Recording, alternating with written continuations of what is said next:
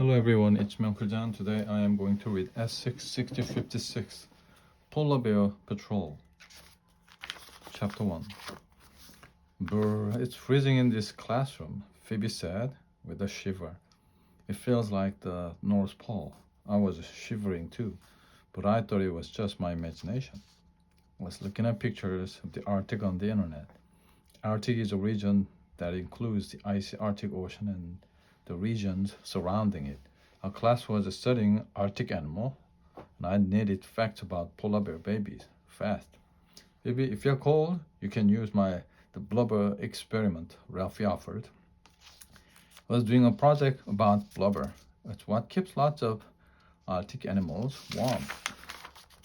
Miss Frizzle, Dorothy Ann said, I think I know why it's so cold.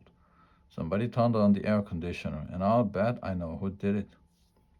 Our eyes followed DA's gaze across the room to Arnold. He had pushed his desk close to the air conditioner. On top of the desk was his igloo project.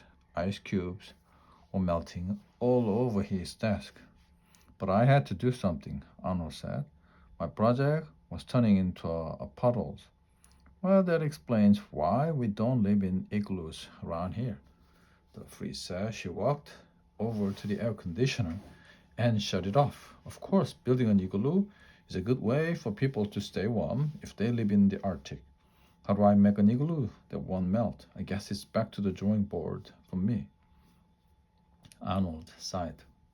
How do all those Arctic animals stay warm without igloos? Wanda asked. According to my research, Dorothy Ann said most Arctic animals have adapted to the freezing weather, like growing the blubber under their skin, Ralphie said. That's how seals stay warm, or having thick fur and living underground, Carlos said. That's how lemmings stay warm. Watch out, I'm coming through, Arnold said. My igloo has turned into slush. Arnold picked up his project and dumped it into the sink. Don't worry, Arnold, Miss Freeze said. You'll figure it out by tomorrow. Tomorrow? That was when our Arctic projects had to be done. My project was on the polar bear. My research was going great, except for one little problem. I couldn't find the facts about polar bear babies. Miss Frizzle, Keisha said, I think there is an animal missing in the polar baby parade. Uh-oh, it was my animal that was missing. No polar baby parade would be complete without a baby polar bear. Miss Frizzle walked over to Keisha. She was staring at a wall of the classroom that was covered with pictures of baby animals that lived in the Arctic. They were lined up in a cute little parade. Each animal had facts about it written underneath its picture. Let me see, Miss Frizzle said, checking out the animal. Here's a baby Arctic fox and a young musk ox and a little the caribou and a teeny lemming and a baby seal. All of a sudden, she stopped walking along the parade of baby animals. It's Tim's animal that's missing, the freeze said. She gave me a surprise look, but don't worry, Keisha. I'm sure that everyone will get the project done on time. I groaned. I could barely believe my baby polar bear was missing. I always like to be the first one done with the project. I walked over to Miss Frizzle and whispered in a low voice. So Keisha couldn't hear. So Keisha couldn't hear. Miss Frizzle, the books in the library didn't have a thing about polar bear babies, I said. I checked out everyone. I explained. Now I'm trying to find information on the internet. I have found lots of cool facts about polar bears, but nothing about babies. Well, someone had better hurry up, Keisha said. Oh, one baby's gonna miss the parade. I sighed under my breath and stared at the computer screen. My baby wasn't going to miss the parade. The polar bear was king of the north. I would make sure the polar bear baby was at the heart of the parade. Just then I found what I was looking for. the website of the Polar Bear Research Station. I clicked on the picture of a mother polar bear with two cubs. And did I look up Miss Frizzle, a scientist at the Polar Bear Research Station, has an online chat right now. Can I ask him a question? I asked. The Frizz leaned over my shoulder to check out the website. She saw the scientist's name, Luke Igululik. Big grin spread over her face. Go right ahead, Tim, she said. I typed in my first question. What time of year do polar bear babies come out of the dens? Seconds later, got an answer. In the spring, about 4 or 5 months after they are born. How many babies does a mother have at one time? The answer came right back. Polar bear mother has from 1 to 4 babies. Usually there are 2 bears in a litter. Then Miss Frizzle leaned over my shoulder and typed in a message. Hi, Lou. Remember me, the Valerie Frizzle? I couldn't believe it. Miss Frizzle even knew a scientist in the Arctic? The message came right back. Do I remember you? How could I forget?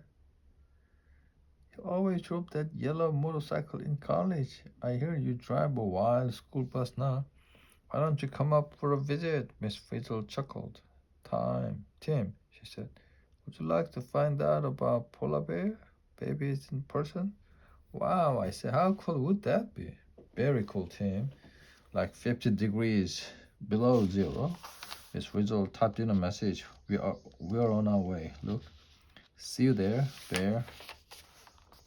Look, rope bag will do. Caribou. Miss Frizzle didn't waste a minute.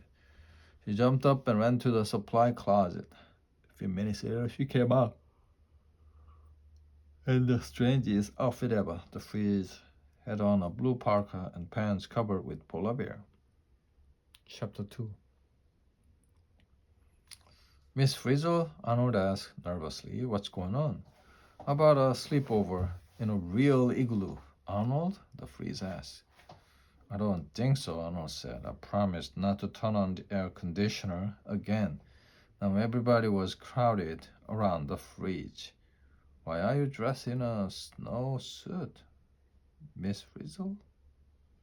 Phoebe asked. It's April. Because we're going on a trip, the Frizz said. Your snowsuits are already on the bus. But, Arnold stammered. Hurry up, everyone, Miss Frizzle called. We're headed for the Arctic.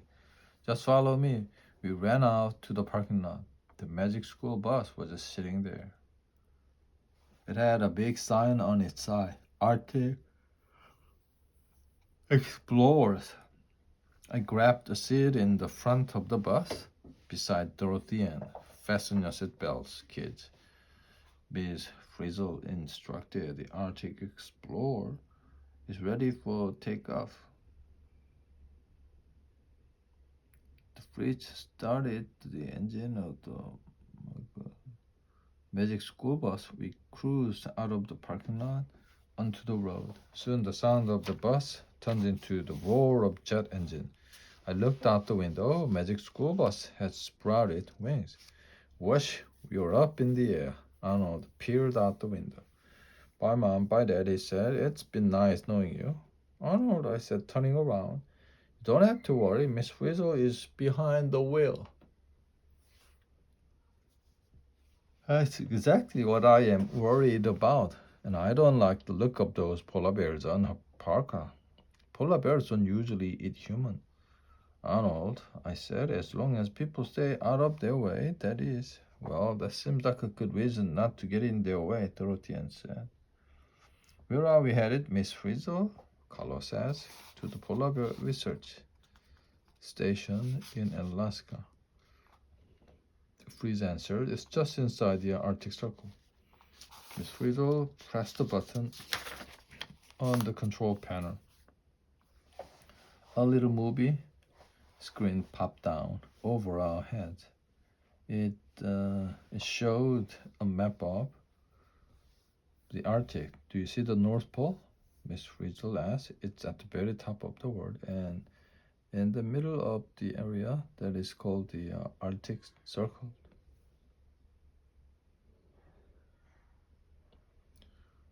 What's the Arctic Circle? Miss Frizzle, Kisha asked. And who drew it? The Arctic Circle is an invisible line. Kisha, it marks the region at the top of the globe, the most northern part of the Earth, and it's where you can find polar bears, I said excitedly. The Arctic Explorer wasn't wasting any time. Down below us were miles and miles of forest. We were covering ground fast. Hold on, kids, the freezer announced. I'm dropping in altitude. There's something down there. You have got to go. A few seconds later, the plane dropped down like a roller coaster. All of a sudden, my ears popped and my stomach was lapped somewhere on the ceiling. This had better be good, I moaned. The freeze turned around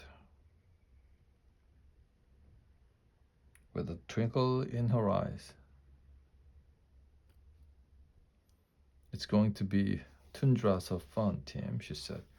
We all craned our heads to look out the window.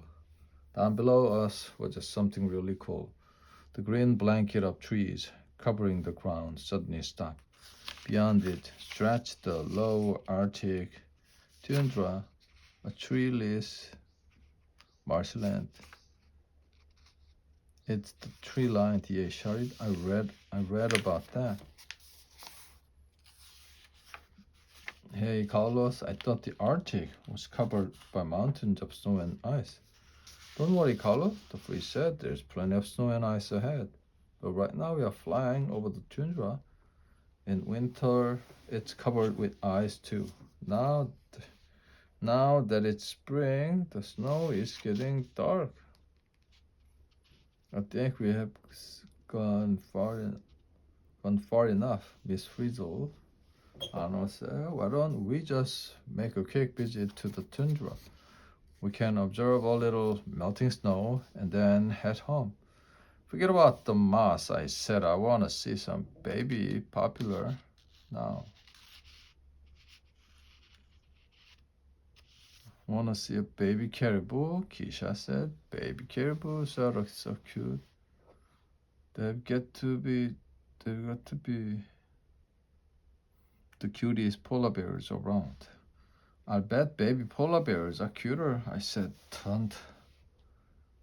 But just then everything around us turned icy. The plane started bounce up and down.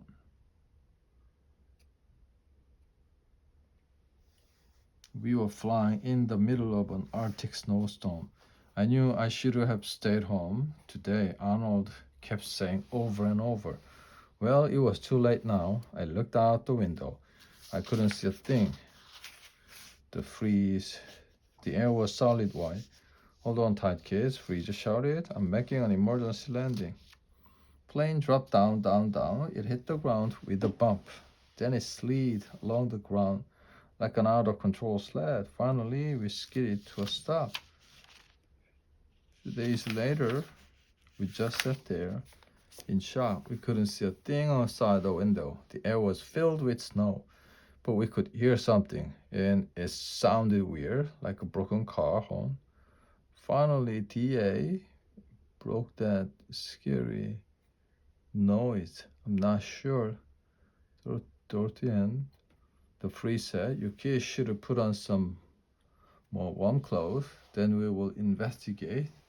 Our overhead compartments popped open and down fell parkas, now snow pants, boots, and gloves. We all dived for the clothes. It took a while to put on all the layers. Arctic explorers have to dress in layers. Follow me. She opened the door to the plane, and a slide popped out to the ground. One by one, we zoomed out onto the ground. Just then the blizzard stopped. The strange noises, and we see where it was coming from. Reindeer. Wanda yelled. Those aren't reindeer, Keisha corrected her. They are called caribou, and they are close relatives of reindeer. We had landed in the middle of a huge herd of caribou. The strange animal was them bleeding. The end.